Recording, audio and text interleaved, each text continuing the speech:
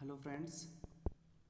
आज हम लोग पढ़ने जा रहे हैं इलेक्ट्रिक पोटेंशियल्स का डिफरेंट डिफरेंट एक्सप्रेशन के बारे में।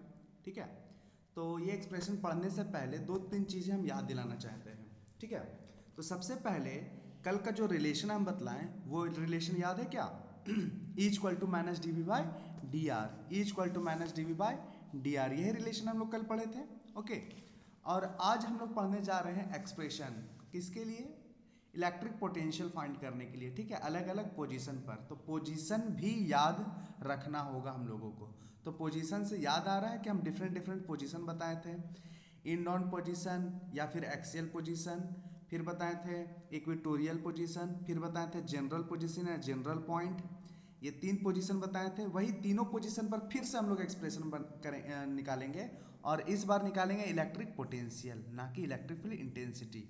ठीक है, तो एक चीज याद दिलाना चाहेंगे कि इलेक्ट्रिक पोटेंशियल फाइंड करना हम लोगों को, और इलेक्ट्रिक फील्ड इंटेंसिटी। तो यहाँ पर सेम पोजीशन होने की वजह से सोच रहा हूँ, दिमाग में चल रहा होगा कि एक्सप्रेशन भी हमारा सेम आएगा। नहीं, ऐसी कोई बात नहीं है।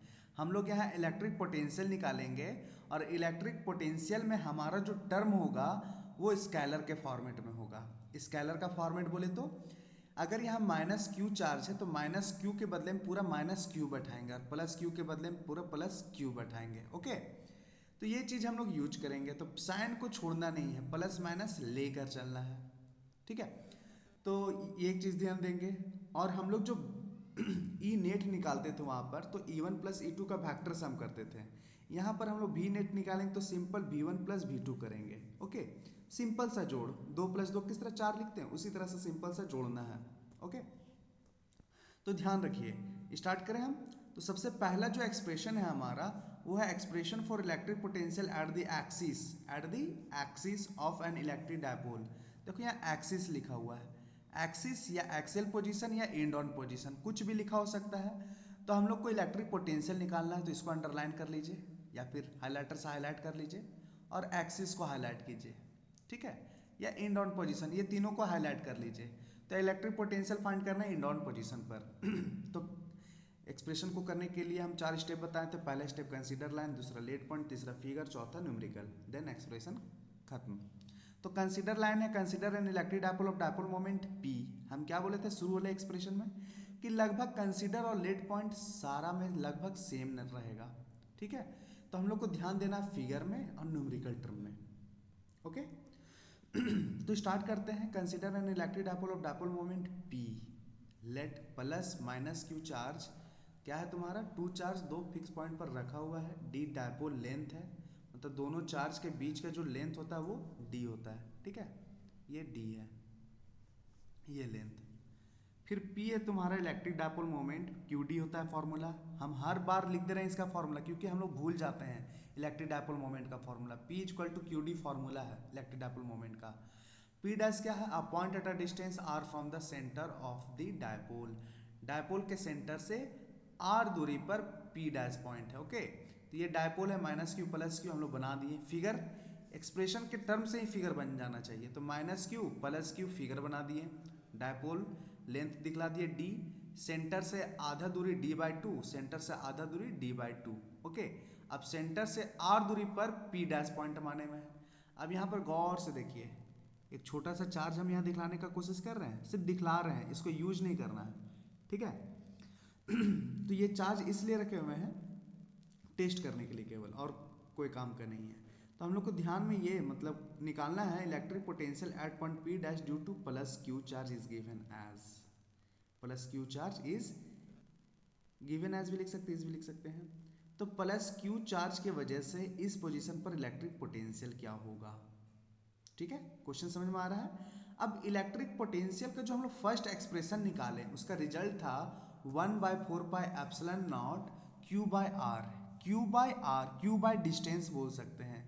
तो यहाँ प्लस क्यू से लेकर इस पी डैश तक का डिस्टेंस कितना है भाई? अब तुम बोलेगा कि यहाँ से लेकर यहाँ तक का डिस्टेंस पता है आर, और ये डिस्टेंस पता है हम लोगों को डी बाई टू।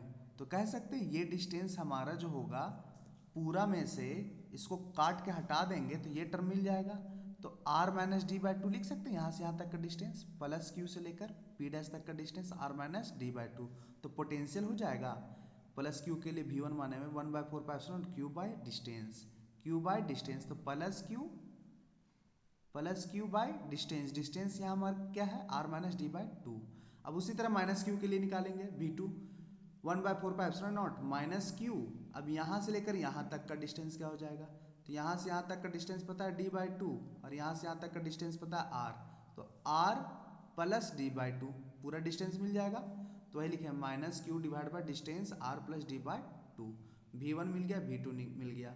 अब नेट इलेक्ट्रिक पोटेंशियल निकालेंगे p पॉइंट पर, तो v1 प्लस v2 कर दो सीधा। v1 का वैल्यू यहाँ से रख रहे हैं r minus D by two और v2 का वैल्यू यहाँ से रख रहे हैं। प्लस माइनस मत भूलिएगा, ये माइनस यहाँ पर आ जाएगा, ठीक है, प्लस माइनस माइनस हो जाएगा। अब जो जो कॉमन दिख रहा है उसको बाहर निकालिए, 1/4 पाई एप्सिलॉन नॉट और q कॉमन दिख रहा है दोनों में, तो 1/4 pi epsilon not q common ले लिए। अब यहाँ क्या बचा 1 divide by r minus D by two और यहाँ क्या बचा माइनस, तो ये वाला टर्म है यहाँ लिख दिए और यहाँ पर जा 1 divide by r plus D by two. अब इसका भिन्न का घटाव कर दे फ्रैक्शनली सब्सट्रैक्शन, देन हम लोग को रिजल्ट मिल जाएगा। इसको ले जाकर यहाँ गुना करेंगे, इसको ले जाकर यहाँ गुना कर दे और नीचे में आपस में दोनों को गुना कर दे, तो a minus B into A plus B का फॉर्मेट आ जाएगा नीचे में, तो A square minus B square का फॉर्मेट लिख दिए। इसको यहाँ ले जाकर इसको यहाँ ले जाकर गुना करके लिखेगा तो r से r कट जाएगा, d बाई टू जुड़कर d बचेगा, सिर्फ क्या बचेगा ऊपर में d, तो d सिंपली गुना होकर qd हो जाएगा। नीचे वाला टर्म पूरा का पूरा लिख दिए मैं r square minus D square by four. Okay, तो क्यू डी के बदले हम लिख सकते हैं p, क्योंकि ये फॉर्मूला हम लोग देखे थे लेट में लिखे हुए हैं, क्यू डी के बदले हम क्या लिख सकते हैं p। ओके, तो p लिख दिए हैं। तो यहाँ पर हमारा v इक्वल टू रिजल्ट क्या मिला 1/4 pi epsilon p divide by r square plus r square minus D square by four. ये इन डाउन पोजीशन या एक्सियल पोजीशन पर रिजल्ट है पोटेंशियल का। ओके, तो स्पेशल केस हमारा क्या होगा, if r is much and much more greater than d then r square minus D square by four is लगभग इक्वल टू r स्क्वायर। मतलब इसको हम लिख सकते हैं r स्क्वायर अगर r काफ़ी बड़ा हो d से तब, तो ये टर्म बचेगा सिर्फ r स्क्वायर। तो रिजल्ट हो जाएगा पोटेंशियल इलेक्ट्रिक पोटेंशियल का स्पेशल केस में 1/4 pi epsilon not p by r square. Okay, तो सिंपल सा एक्सप्रेशन था।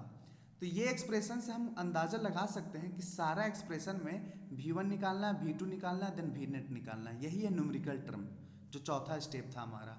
v1 निकालेंगे प्लस q के लिए, plus q by distance minus q by distance, इसी तरह हर एक्सप्रेशन में करेंगे।